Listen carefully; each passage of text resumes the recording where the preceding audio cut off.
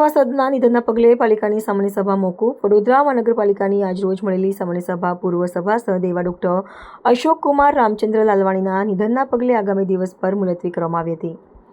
અશોકકુમાર લાલવાણી વડોદરા મહાનગરપાલિકાની 1986-87માં યોજાયેલી ચૂંટણીમાં કોંગ્રેસ પક્ષ તરફથી વોર્ડ નંબર 15માંથી મ્યુનિસિપલ કોર્પોરેશનમાં સભાસદ તરીકે ચૂંટાઈ આવ્યા હતા।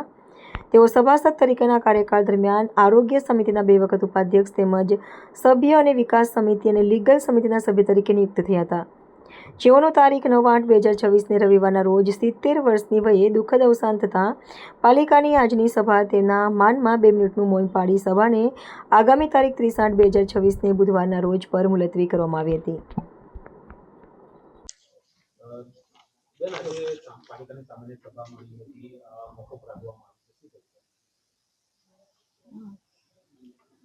આજે જે સામાન્ય સભા રાખવામાં આવી હતી એ મુલતવી રાખવામાં આવી છે, કેમ કે પૂર્વ કાઉન્સિલર અશોકભાઈ રામચંદ્રભાઈ લાલવાણીનું અવસાન થવાથી આજે સભા મુલતવી રાખી છે અને અગાઉની સભા તારીખ 13/8/2026ના રોજ રાખવામાં આવી છે।